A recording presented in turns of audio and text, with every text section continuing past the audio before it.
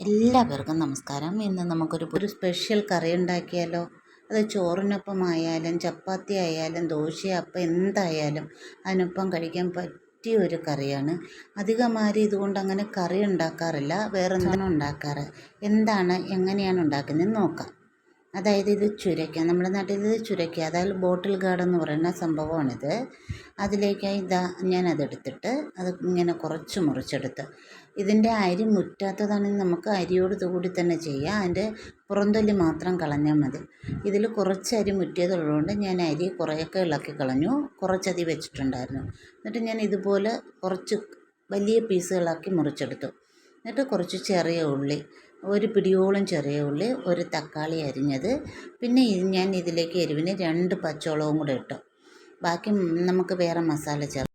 എണ്ണ ചൂടായപ്പോൾ ഞാൻ അതിലേക്ക് നമുക്ക് അരിഞ്ഞു വച്ചിരിക്കുന്ന ചുരക്കയും പച്ചമുളകും കൂടെ ചേർത്ത്, പിന്നെ ചെറിയ ഉള്ളിയും കൂടെ ഈ ഘട്ടത്തിൽ തന്നെ ചേർക്കാം. നമുക്കിത് മൂന്നും കൂടെ ഒരുമിച്ച് വഴറ്റാവുന്നതാണ്.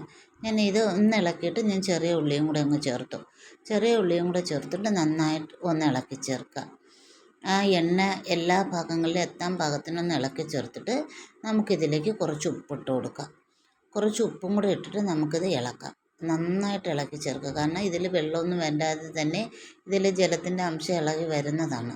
അതുകൊണ്ടാണ് ഈ കുറച്ച് ഉപ്പ് കൂടെ ഇട്ടിട്ട് നമുക്കിത് നന്നായിട്ട് ഇളക്കിയിട്ട് നമുക്കിതിനെ വേവാനായിട്ടൊന്ന് അടച്ചു വെക്കണം.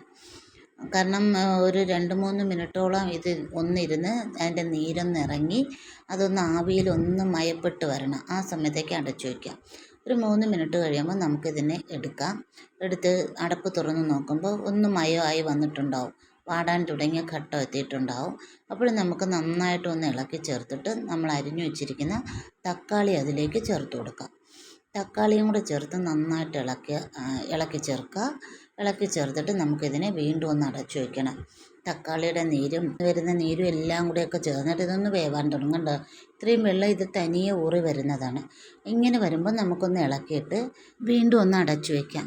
അത് അടച്ചിരുന്ന് വേവുന്ന സമയത്തേക്ക് നമുക്കൊരു മിക്സിയുടെ ജാറെടുത്തിട്ട് അതിലേക്ക് നമുക്ക് അരപ്പിൽ ആവശ്യമായ തേങ്ങയിട്ട് അല്പം മഞ്ഞൾപ്പൊടിയും ചേർത്ത് 1 സ്പൂൺ മല്ലിയാണ് ഞാൻ ചേർത്തത്. പിന്നെ 4 ചെറിയ ഉള്ളി വൃത്തിയാക്കിയതും കുറച്ച് പുളി ഞാൻ അത് കുതിർത്താണ് ഇട്ടത്.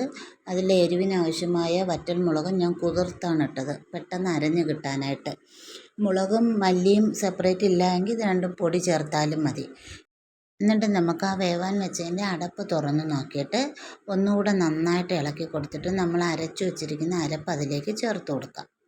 ആ മിക്സിയുടെ ജാറിലേക്ക് ആവശ്യത്തിനുള്ള വെള്ളവും കൂടെ ചേർത്തിട്ട് നമുക്കിതിലേക്ക് ഒഴിച്ചു കൊടുത്ത് നന്നായിട്ട് ഇളക്കണം. നന്നായിട്ട് ഇളക്കിയിട്ട് പോരാത്ത ഉപ്പ് എത്രത്തോളം നോക്കിയിട്ട് നമുക്ക് ഈ കടുത്ത് ഉപ്പും കൂടെ ചേർത്ത് കൊടുത്ത് ഇളക്കിയിട്ട് നമുക്ക് ഇതിന് വേവാനായിട്ട് അടച്ചു വെക്കണം. ഇത് ആൾറെഡി പകുതിയിലധികം വെന്തിരിക്കുന്നതാണ്.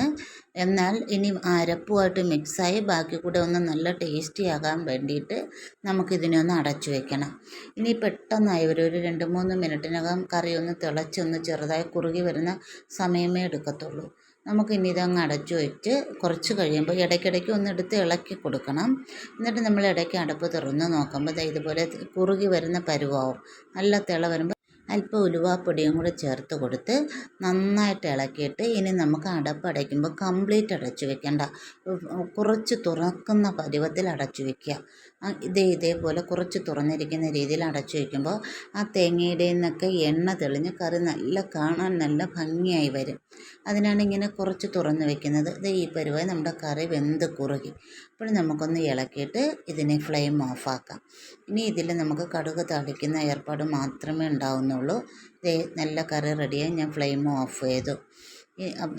എണ്ണ തെളിഞ്ഞ് കാണാൻ തന്നെ നല്ല ഭംഗിയായിട്ട് ചുമ വന്ന് നിൽക്കും.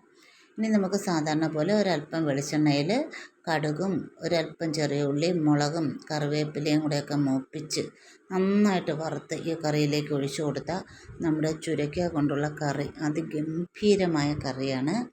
നമുക്കിത് എന്തിനൊപ്പം കഴിക്കാനും നല്ല ടേസ്റ്റി ആയിട്ട് നമുക്ക് തയ്യാറാക്കാം. നമ്മുടെ പറമ്പിലൊക്കെ പിടിക്കുന്നതാണ് ഈ ചുരയ്ക്ക. അധികം ആരും ഇത് ഉപയോഗിക്കാറില്ല. ചിലർക്കൊന്നും ഇത് ഇഷ്ടപ്പെടത്തില്ല. മെഴുക്കോ തോരനോ അതൊക്കെയാണ് ഉണ്ടാക്കാറ്. ഇങ്ങനെ കറി ഒരു പ്രാവശ്യം നിങ്ങളൊന്ന് ട്രൈ ചെയ്ത് നോക്കൂ. ഇപ്പം പച്ചക്കറി വാങ്ങുമ്പോൾ അതിലൊപ്പം സ്ഥിരമായി കിട്ടാറുണ്ട് ഈ ചുരയ്ക്ക. അതുകൊണ്ട് ഞാനിത് കിട്ടിയാൽ കളയാറില്ല. മെഴുക്കുവരട്ടിയും തോരനും ഉണ്ടാക്കുന്ന കൂട്ടത്തിൽ ഇങ്ങനെ കറി ചെയ്യാറുണ്ട്. അതേപോലെ ഒരു പ്രാവശ്യം ചെയ്ത കറിയുടെ വീഡിയോ എടുക്കാമെന്ന് വെച്ച് ചെയ്തതാണിത്. ഈ രീതിയിൽ ചെയ്യാത്തവർ ഒന്ന് ചെയ്ത് നോക്കിയേ. എന്ത് നല്ല ടേസ്റ്റിയാണെന്നോ കറി. നിങ്ങളൊന്ന് ട്രൈ ചെയ്ത് നോക്കണേ. ഈ വീഡിയോ നിങ്ങൾക്കൊക്കെ ഇഷ്ടമായി എങ്കിൽ ലൈക്ക് ചെയ്യാൻ മറക്കല്ലേ.